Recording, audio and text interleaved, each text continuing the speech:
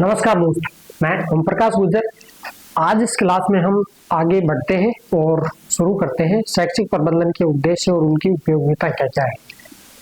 शैक्षिक प्रबंधन के उद्देश्य यानी कि क्यों जरूरी है, उसकी हम चर्चा करेंगे आगे और बढ़ते हैं आगे की तरफ। देखिए, ये सभी जो टीचर्स एग्जाम होते हैं उनमें सब में काम आता है, चाहे वो फर्स्ट ग्रेड हो, सेकंड ग्रेड हो, रीट हो, थर्ड ग्रेड वाला और भी कोई केवीएस एनवीएस की जो केंद्रीय भर्ती निकलती है उनके लिए भी काम कर रहेगा।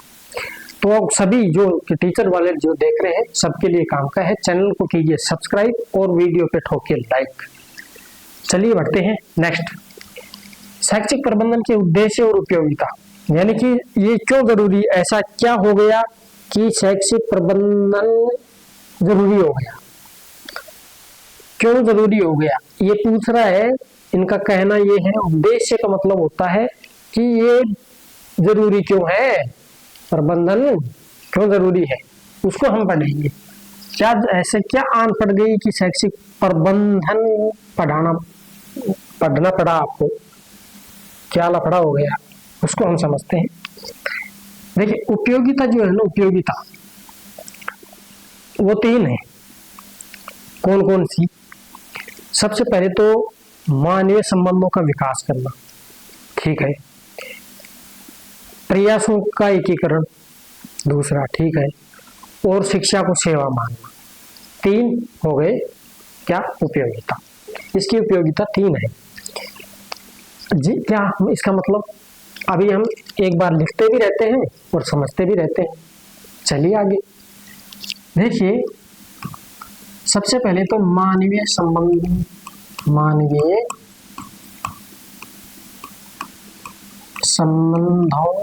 का विकास।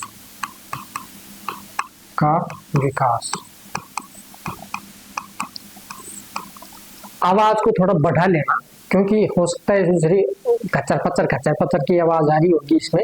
ये जो माइक है ये ऐसे है, काम चला हुआ, पकड़ के लाया हूँ किसी का छीन छान के, मेरा खराब हो गया सुनो। अब आगे देखिए, मानवीय संबंधों का विकास करना, इसका मतलब क्या है? मानवीय संबंध का मतलब होता है, एक तो होता है भौतिक संसाधन, एक होते हैं मानवीय संसाधन। तो मानवीय संबंध पूछ रहा है, ये संसाधन नहीं पूछ रहा है, संबंध पूछ रहा है। एक दूसरे के साथ में भाईचारा, प्रेम व्यवहार करना। ऐसा नहीं है कि कोई देखते इससे सीधा खपड़िया फोड़ दे तो वो सिस्टम नहीं है। बड़े प्यार प्रेम से, एकदम सहानुभूति तरीके से व्यवहार करना एक दूसरे के साथ में, उसको बोलते हैं मानवीय संबंधों का विकास। भाईचारे की भावना को विकसित करना, ये होता है। तो ये हो गया मानवीय संबंधों का विकास। अब है शिक्षा को सेवा मानना। शिक्षा को सेवा मानना, ये उपयोगिता बता रहा हूँ आपको, ये उपयोगिता, ये वाली। फिर हम इसके उद्देश्यों को भी देखेंगे, सबको देख लेंगे, सबको देख लेंगे। शिक्षा को सेवा मानने का मतलब होता है, जो काम शिक्षक कर रहा है, शिक्षक कर रहा है, सेवा के रूप में कर रहा है, पैसे के लिए कर रहा है। वैसे तो आज के इस युग के दौर में कोई भी फ्री में सेवा देना नहीं चाह रहा है और चाहेगा भी नहीं, क्योंकि पैसे की ही वैल्यू है। ये वैदिक सभ्यता ही नहीं है कि गाय के बदले में सामान वस्तु ली जा रही है तो ठीक है, सोने चांदी के बदले में आपकी जो गाय का मूल्य है सोने चांदी के रूप में हो चुका है। सोने चांदी के रूप में आप खूब लीजिए, भर भर के लीजिए, सामान लीजिए, कुछ भी लीजिए। सोना होना चाहिए आपके पास, क्विंटल 2 क्विंटल, फिर कोई दिक्कत नहीं है। तो शिक्षा को सेवा मानना, दूसरा। तीसरा, प्रयासों का एकीकरण।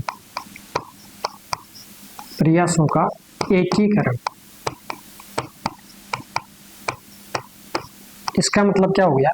इसका मतलब ये हो गया कि जैसे मान के चलिए, अब कोई स्कूल है, स्कूल के अंदर आप पढ़ा रहे हैं, आप नहीं है तो कोई और देखते होंगे आप आसपास। सरकारी स्कूल में बच्चे की कमी है, बच्चे नहीं आ रहे हैं, तो भाई साहब फिर क्या होगा? फिर ये होगा कि वहां पर जो मास्टर लोग हैं, 2-4 बच्चे आए हैं, उन 2-4 बच्चों को एक टीचर को हवाले कर देंगे कि सर, सर, सर, मैथ के टीचर है कोई, सर इंग्लिश भी पढ़ा दो आज आप तुम, मैं और विज्ञान भी पढ़ा लो, फिर 3 तुम बच गए जो कल, और तुम 3 पढ़ा देना, तब तक मैं मूंगफली खा लेता हूँ पेड़ के नीचे बैठ करके। तो ये प्रयासों का एक मतलब सारे मिलकर के मास्टर, सारे सब्जेक्टों के मास्टर मिलकर के और उस बच्चे को सारे सब्जेक्टों का एक साथ ही ज्ञान करवाते चले, यानी कि सभी ही प्रयास करें। और दूसरी बात, बच्चा खुद सीखे, जिज्ञासा हो, उसके अंदर जिज्ञासा पैदा करना किसका काम होता है? टीचर का काम होता है, मास्टर का काम होता है।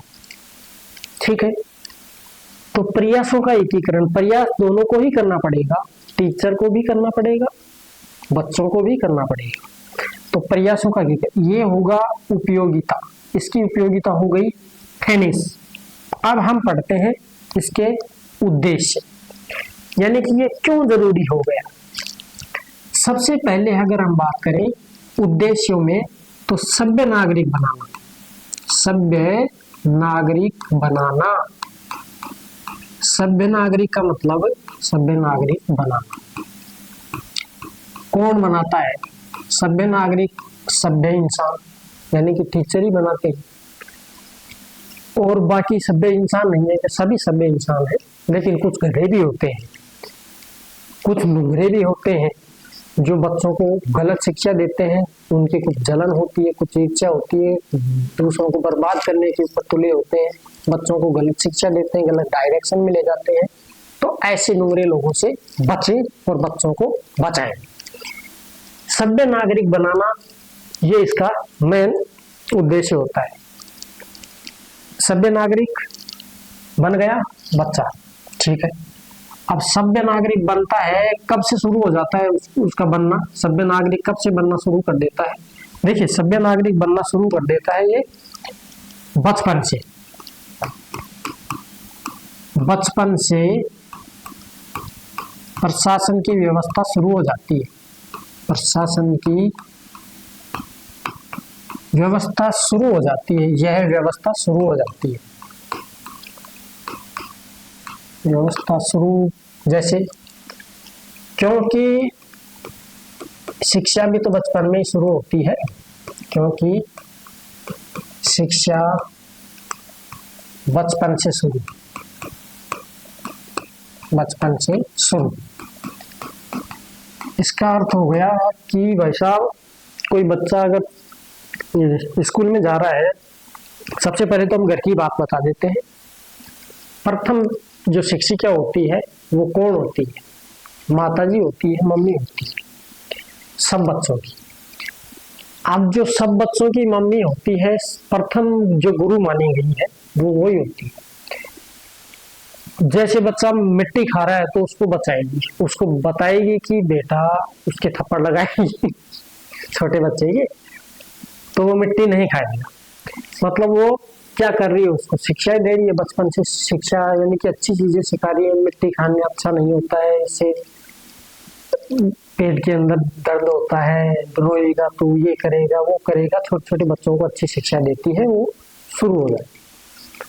अब ये चीज शुरू फिर स्कूल में, जैसे आंगनबाड़ी के छोटे छोटे केंद्रों में जाएंगे बच्चे, ABCD सीखेंगे, तो वहां पर इनको सिखाया जाता है।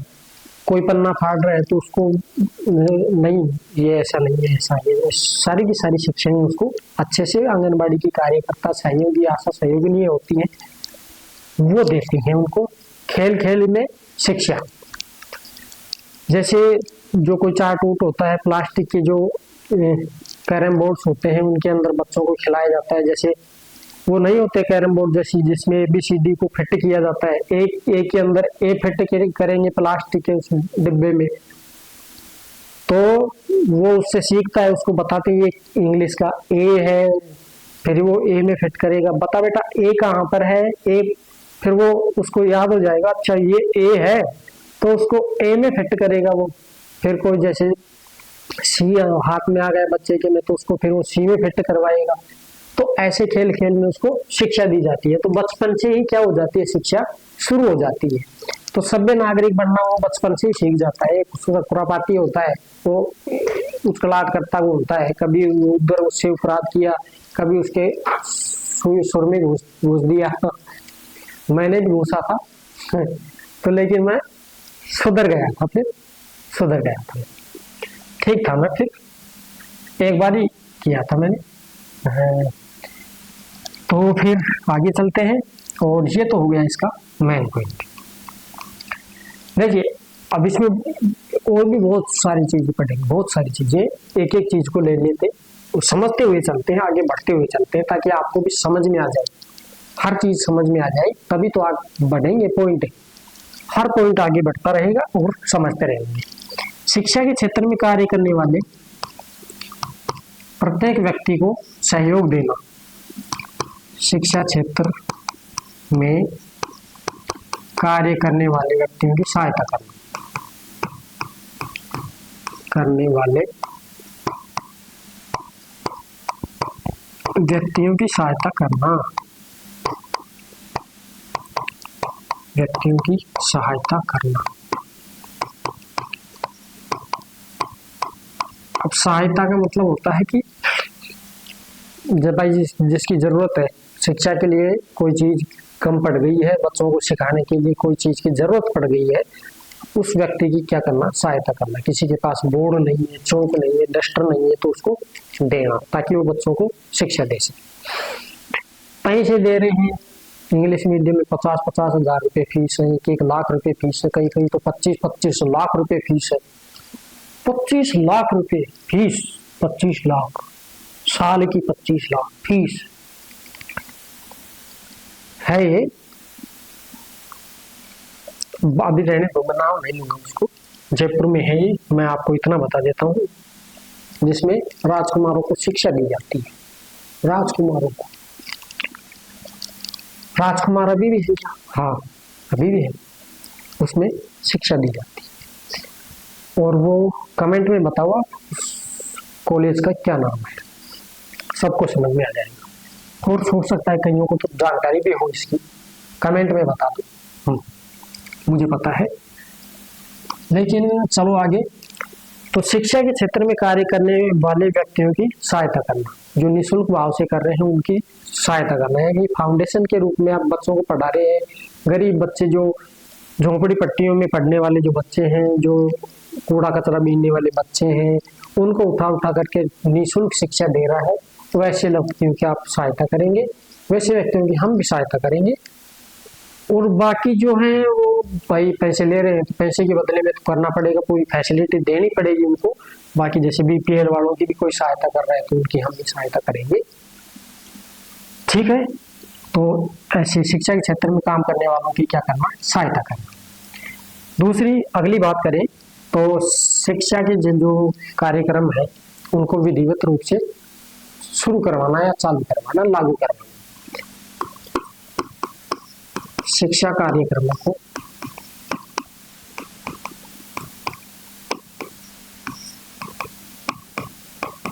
शिक्षा कार्यों को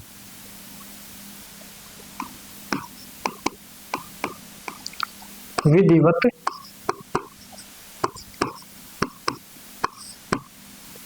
शुरू कराना। अभी शिक्षा के कार्य कोई भी हो सकते हैं, कोचिंग भी खोल सकते हैं, कोई स्कूल भी खोल सकते हैं, पहले स्कूल, छोटे स्कूल भी खोल सकते हैं, या हो सकता है कोई फाउंडेशन जो बच्चों की सहायता करता हो। ऐसे कार्य जो चल रहे हैं उनको विधिवत रूप से आगे बढ़ाने का काम किया जाना चाहिए। फिर नेक्स्ट अगर हम बात करें शिक्षा के क्षेत्र का हो गया, तो बच्चों का, समाज के बच्चों का सर्वांगीण विकास करना। समाज के बच्चों का सर्वांगीण विकास, समाज के बच्चों का सर्वांगीण विकास,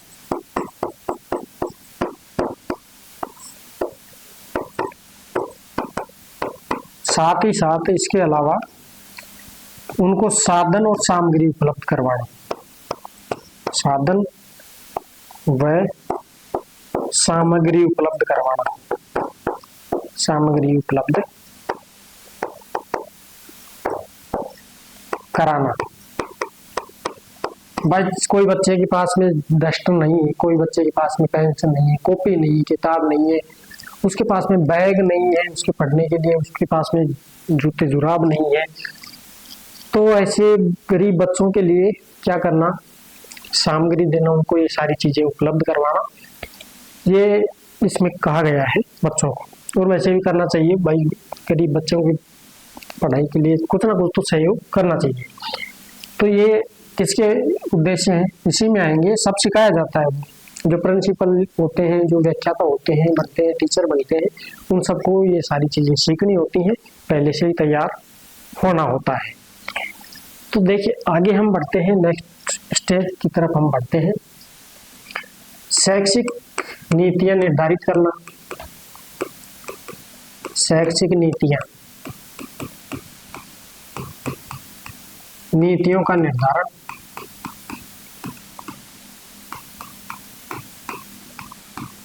इसके अलावा शैक्षिक योजनाएं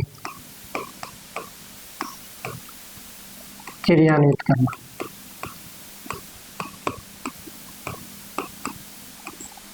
क्रियान्वित प्लस लागू कराना। योजनाएं जैसे भाई गरीब बच्चों के लिए छात्रवृत्ति की योजनाएं होगी, और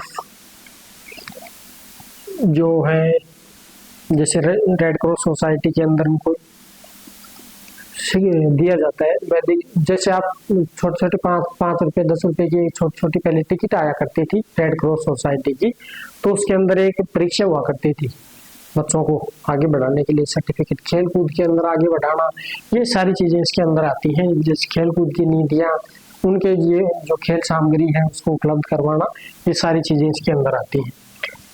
तो ये योजनाएं भाई गरीब बच्चों को निःशुल्क शिक्षा के लिए तो पहले से सरकार चला रखी है, तो गरीब बच्चों को और क्या क्या बेनिफिट्स दिए जा सकते हैं, उन सारी योजनाओं को यहाँ पर क्रियान्वित करना और उनको लागू करना। कौन से स्तर पर? स्कूल के स्तर पर जो टीचर्स होते हैं वो ये इन सारी चीजों की जानकारी रखें, और जो बच्चे हैं उनको इन सारी योजनाओं का बेनिफिट दें। ठीक है, नेक्स्ट स्टेज की तरफ आगे बढ़ते हैं। और देखिए जो शैक्षिक कार्यक्रम है सभी स्तरों पर शैक्षिक कार्यक्रम लागू करना, संचालित करना। शैक्षिक कार्यक्रम संचालित करना, सभी स्तर बोले तो संचालित करना।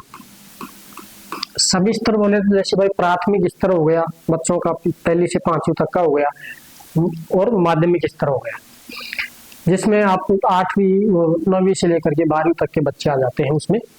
तो उसमें जो शैक्षिक कार्यक्रम है, जैसे कोई पेड़ वृक्षारोपण करने का कार्यक्रम हो गया, कोई जागरूकता हो गई, कोई किसी की जयंती हो गई, तो उसके अंदर जो जागरूकता पैदा की जाती है, उनके बच्चों के भविष्य के लिए कुछ योजनाएं जो बताई जाती है लोगों को पोस्टरों के माध्यम से, ऐसे मतलब जागरूकता फैलाने का एक कार्यक्रम निर्धारित कर दिया जाता है। तो उनको जो है क्या करना, संचालित करना, चलाना समय समय के ऊपर सभी स्तरों पर। छोटे बच्चों के लिए आप छोटे बच्चों की जागरूकता के लिए कार्यक्रम संचालित करना, जैसे कोई जो है गुटखा तंबाकू ये सारी चीजें, इन गंदी चीजों के आदतों का विरोध करते हुए कार्यक्रम संचालित करना। तो ये सारी चीजें इसके अंदर आ जाती हैं इन कार्यक्रमों के अंदर। तो आप इसको स्क्रीनशॉट ले लीजिए, मैं आप आगे बढ़ता हूँ। ठीक है, स्क्रीनशॉट लेते रहना आप। चलिए नेक्स्ट आगे बढ़ते हैं और देखते हैं अगला कार्यक्रम। देखिए जो कार्यक्रम होते हैं, अभी मैंने बताया शैक्षिक कार्यक्रम, तो उन कार्यक्रम में धन की व्यवस्था करना।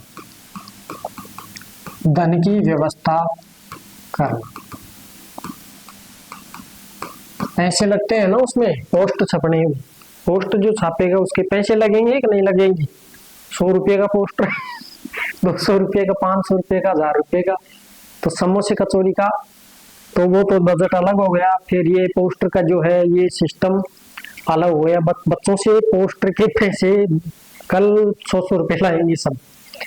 तो ये धन की व्यवस्था करेंगे 100 रुपये की धन की व्यवस्था समोसा कचौरी में होगी और पोस्टर के पैसे सरकार देगी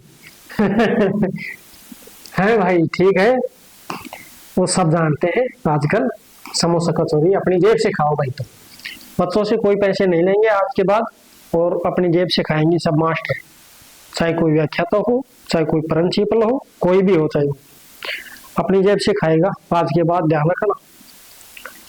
बच्चों से कोई पैसे नहीं लेगा, क्लास देख रहे हैं तो। चलिए नेक्स्ट आगे बढ़ते हैं। कार्यक्रम धन की व्यवस्था करना। जैसे धन की व्यवस्था का मतलब हो गया कि भाई मैंने अभी बता दिया पैसे की।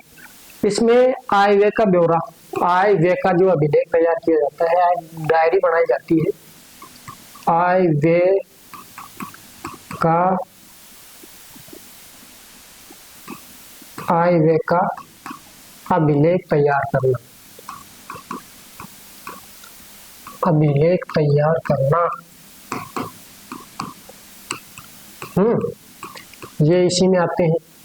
और तो और इसके अलावा इस कार्यक्रम धनवाड़े में ही एक आ जाता है आपका अपव्यय अवरोधन को रोकना, अपव्यय और अवरोधन रोकना। इसका मतलब हो गया कि जैसे बिना मतलब की फिजूल खर्ची जो होती है, उस बिना मतलब की फिजूल खर्ची को रोकना है। जैसे आप स्कूल के अंदर हैं तो स्कूल के अंदर बेमतलब की फिजूल खर्ची हो जाती है। कैसे? कोई भी ग्राउंड है, ग्राउंड के अंदर जो घास वास उगी रहती है वहां पर फिर बार बार के अंदर ट्रैक्टर चलाओ, ये करो वो करो, फिर वो उपाड़ो, फिर उसको सही करवाओ।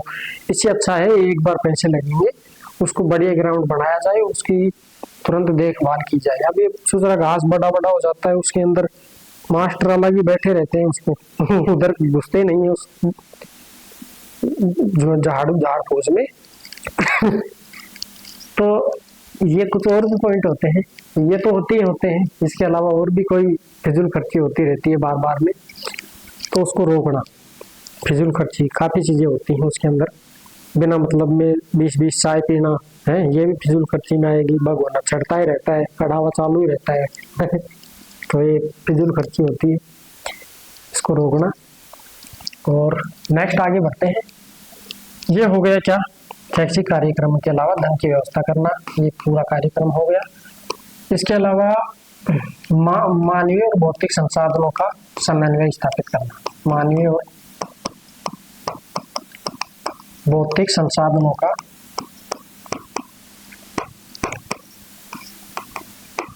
समन्वय स्थापित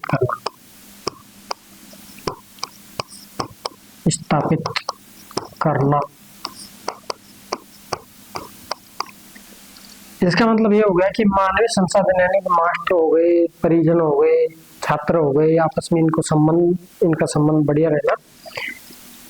और भौतिक संसाधन यानी कि स्कूल हो गई, वहां जगह हो गई, और कुर्सी बेंच बोर्ड भी है कि नहीं है कि वैसे किताब में लिख लकोड़े कर रहे हैं तो ये भौतिक संसाधन और मानवीय संसाधन दोनों की उचित व्यवस्था रखना।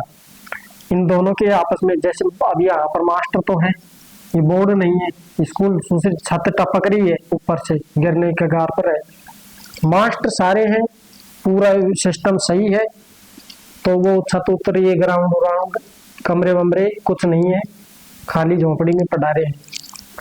झोपड़ी है, मास्टर जैसे स्कूल है, पूरी बिल्डिंग है, मास्टर नहीं है, क्योंकि बच्चे ही नहीं है। तो बच्चे नहीं है तो बच्चों को आकर्षित करने के लिए जो मास्टर हैं, जो शिक्षक हैं, उनको मेहनत करनी पड़ेगी, क्योंकि जब भी प्राइवेट स्कूलों में माहौल चल रहा है, इसलिए भाई मेहनत करो और बच्चों को एडमिशन के लिए आकर्षित करो।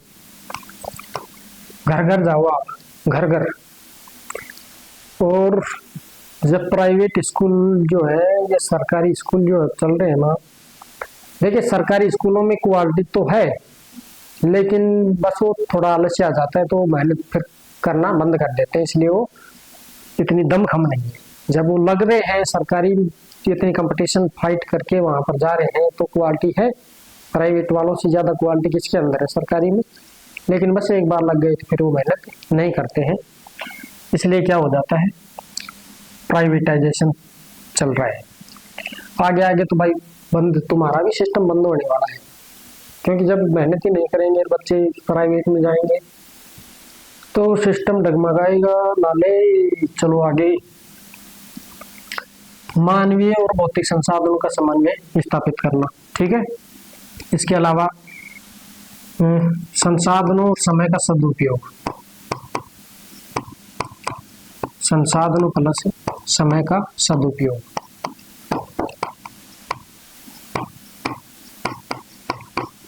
देखो छोटी छोटी चीजें होती हैं, जैसे समय 1-2 घंटे अगर कोई बच्चे को दे रहे हैं, जैसे कोई सेमिनार कर रहे हैं आप स्कूल में, संडे शनिवार का नो बैग दिवस के ऊपर कर रहे हैं, तो उसको ऐसा मोटिवेशन दीजिए ताकि वो 7 दिन तक उसके अंदर जो ऊर्जा है वो सुरक्षित रहे और 7 दिनों तक चलता रहे वो।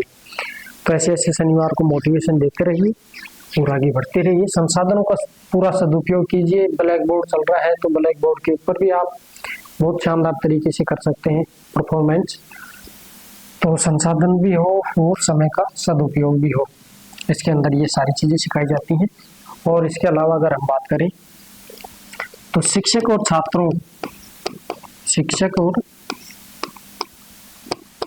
छात्रों के व्यावसायिक वर्दी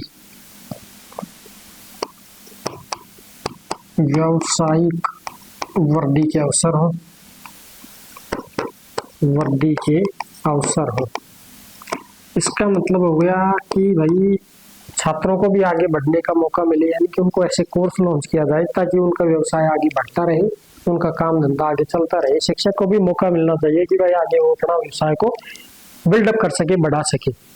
ये शिक्षा के अंदर ही हो जाना चाहिए और चल रहा है आजकल। देखो तो कोचिंग वोचिंग खोल रखी है, कई लोगों ने चला रखा है पहले से, लेकिन वो पैसे हेड से हैं लोगों से बिना मतलब के। चलिए आगे नेक्स्ट, आए बहुत ज्यादा पैसे लेना चाहिए। 100 रुपये ले रहे हैं, कितने लाख रुपए, मतलब लाख रुपए नहीं ले रहे हैं, ले भी रहे हैं, कई लाख रुपए भी ले रहे हैं, ज्यादा ले रहे हैं, 100 गुना अधिक, 50 गुना अधिक। ये ठीक नहीं है, मेरे हिसाब से ठीक नहीं है। आगे बढ़ते हैं और नेक्स्ट स्टेप की तरफ आगे बढ़ते हैं, चलते हैं। देखिए ये सारी चीजें हो गई, कार्यक्रम धन की व्यवस्था करना, मानवीय भौतिक संसाधनों का और फिर जो है अधिकारी और कर्मचारियों में समन्वय स्थापित करना। अधिकारी प्लस कर्मचारियों में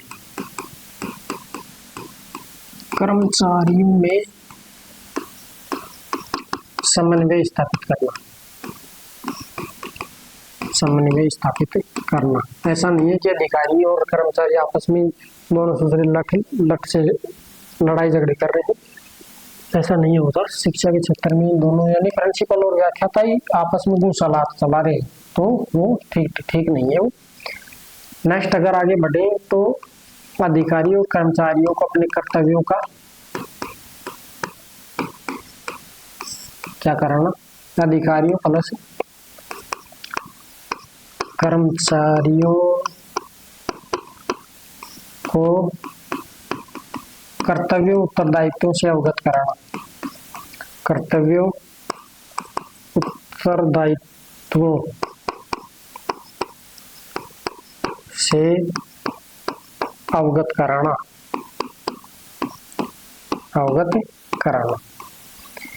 ठीक है। तो ये उद्देश्य से क्या कराना, इनको अवगत कराना। इसके अलावा और क्या होगा? इसके अलावा और ये होगा कि जो शिक्षा संस्थाओं में परीक्षण और पर्यवेक्षण समय समय पे होता रहे। संस्थाओं में परीक्षण निरीक्षण निरीक्षण प्लस पर्यवेक्षण।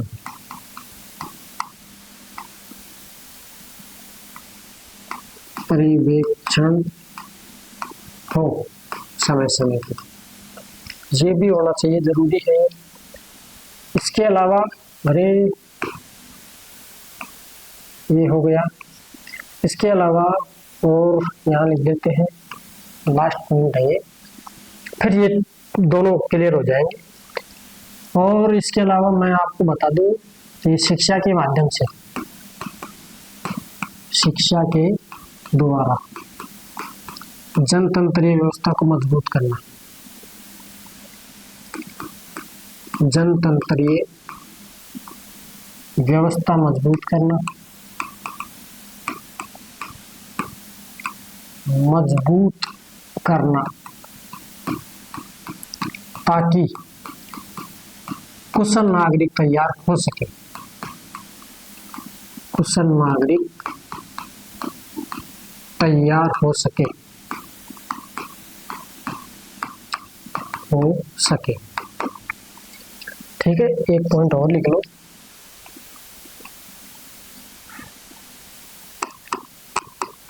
शिक्षा में उपलब्धियों हेतु, शिक्षा में उपलब्धियां प्राप्ति हेतु, उपलब्धियां प्राप्ति हेतु अनुकूल पर्यावरण बनाना,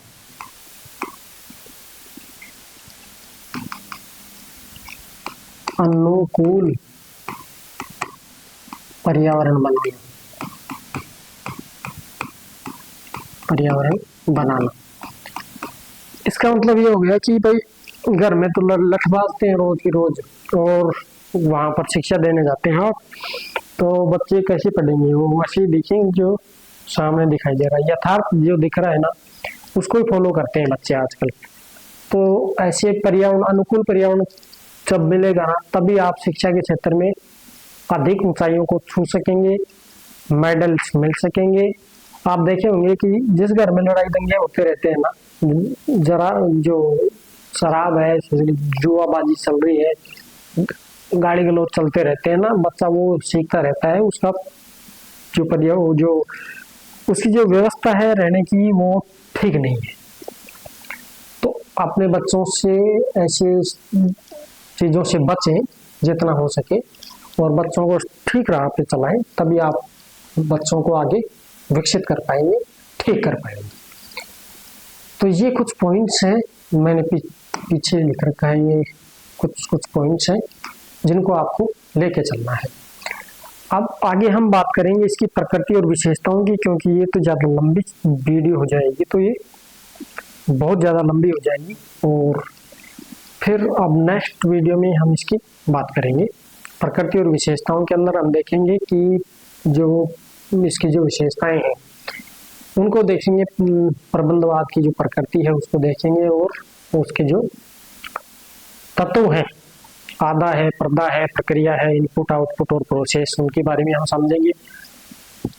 अब तो यहीं पे विराम करते हैं इसको, और स्क्रीनशॉट ले सकते हैं आप इसकी, बाकी टेलीग्राम के ऊपर मैं आपको डाल दूंगा, इसको देख लेना। ठीक है, एक दिन बाद डालूंगा मैं, अभी नहीं डालूंगा, एक दिन बाद डालूंगा। तो फिर मिलते हैं, चैनल को सब्सक्राइब कर लीजिए, वीडियो कर दीजिए लाइक, वीडियो कर दीजिए शेयर। Thank you.